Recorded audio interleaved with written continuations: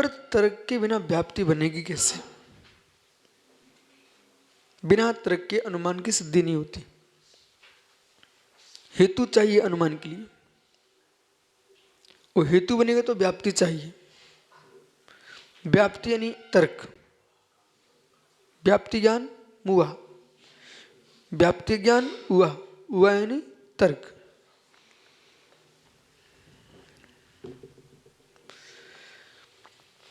कहा व्याप्ति? व्याप्ति क्या है? काम व्याप्ति। व्याप्ति कौन है? अबना भावा। याद कर सकते हैं आप। काम व्याप्ति अबना भावा। अबना भाव का नाम व्याप्ति है। कस्य तो साधनस्य धूमादि। किसका हेतु है? साधन धूमादि का। केन सह साधिन अग्नादि नाम सह। अब किसके साथ साध्य बना रहे हैं आप? अग्नि आदि के साथ। केन साकल्यन सकलानाम देश कालांतर साध्य साधन व्यक्ति नाम भावा साकल्यन तेन। तो केन साकल्यन किस सकलता से? देश कालांतरित साध्य साधन व्यक्ति नाम, देश कालादि से साध साधन व्यक्ति करने पर जो भाव है वो साकल्य है। तेन कथम चिंत्या बिना, ये मूल विषय। अब देखना भाई, महात्मा सुब्रत आ गई स्मृति प्रतिविज्ञान तर्क अनुमान आगम, ठीक, यहीं छोड़ दो। मति स्मृति संज्ञा चिंता विनो इत्यर्थांतरम। अब इसमें देखो प्रयोग किया है अभय चंद्र सूरी ने। चिंता देखो, देखो टीका देखो, मूल में चिंता दिखा, मिला। कथम चिंत्या बिना वह प्रमाणा भावे इत्यर्था। तो जो साकल्य है, साध्य साधन जो व्याप्ति है, वो व्याप्ति कथम चिंत्या बिना। अरे हमको ये दिखाना आपको, जो तत्व सूत्र में चिंता शब्द का प्रयोग किया है वो पर्यायवाची नाम के रूप में ग्रहण किया गया है, लेकिन पर्यायवाची होने पर भी भिन्नत्व है बराबर।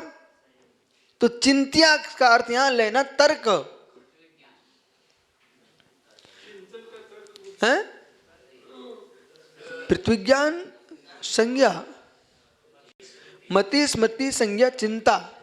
तो चिंता यानी तर्क, असंज्ञा नहीं पृथ्वीज्ञान, ठीक है, तर्क। तो कथम, अब यहां तो तुम्हें पकड़ना, व्याप्ति से पकड़ो, पृथ्वीज्ञान नहीं पकड़ना, आपको तर्क पकड़ना। कथम चिंत्या बिना वह प्रमाणाभावे, वह प्रमाण के अभाव में इत्यर्था। मतलब जो व्याप्ति जो घटित कर रहे हो आप, साकल्य बना रहे हो, तो वह ज्ञान के बिना साकल्य नहीं बन सकता, तर्क प्रमाण चाहिए। अब हेतु कहिए, तर्क कहिए, वह कहिए, इत्यर्था। चिंत्या एक अर्थ, ठीक है। नहीं नहीं दृष्टांत धर्मणी साध्य साधन संबंध दर्शनम। देखो कितनी सरल है।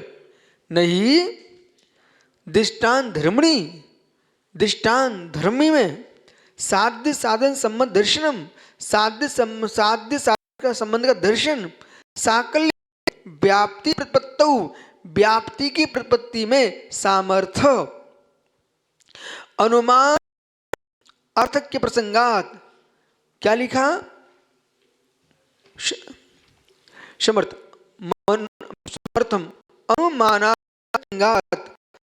अनुमान में भी, अनुमान में भी अनर्थ प्रसंगात। आपने उहा को नहीं माना, तर्क प्रमाण नहीं माना, तो अनुमान में भी अनर्थ के प्रसंगात, अनर्थ का प्रसंग आ जाएगा, ठीक है। तद दृष्टि ज्ञात, उसमें प्रत्यक्ष में ही आपको जानना चाहिए, ठीक है। शेष आगे विचार करेंगे।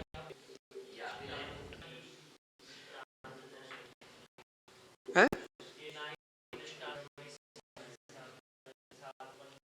ये तत् कौन सा व्याप्ति को स्पष्ट करता है? तत् दृष्टि का तुम उत्पत्ति से, तो फिर तरही की मान में स्फुटति चेत उच्यते, तो उसको कौन सा प्रमाण ग्रहण करेगा, इसको आगे समझाएंगे। पूर्व में कह दिया साध्य साधन संबंध दर्शन दृष्टांत द्रव्य में सकल रूप से व्याप्ति को जानने में समर्थ। यदि आप हेतु का क्या तो विशेष समझिए, तर्क का नहीं किया तो साध्य साधन संबंध का दर्शन प्रत्यक्ष दृष्ट धर्मी में सकल रूप से व्याप्ति को जानने में समर्थ नहीं है।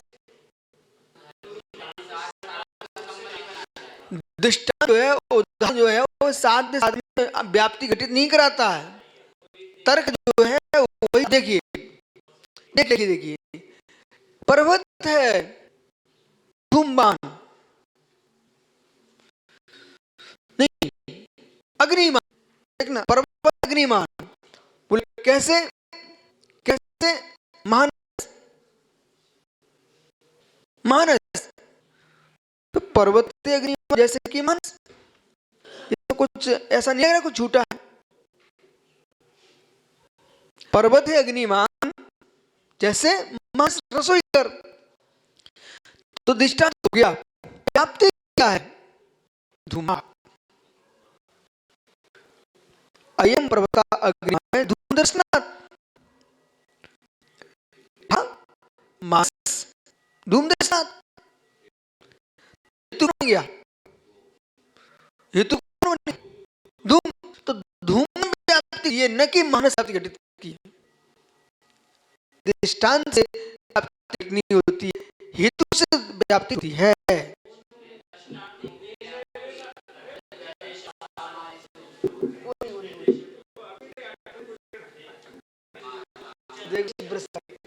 इधर तो देखो जरा,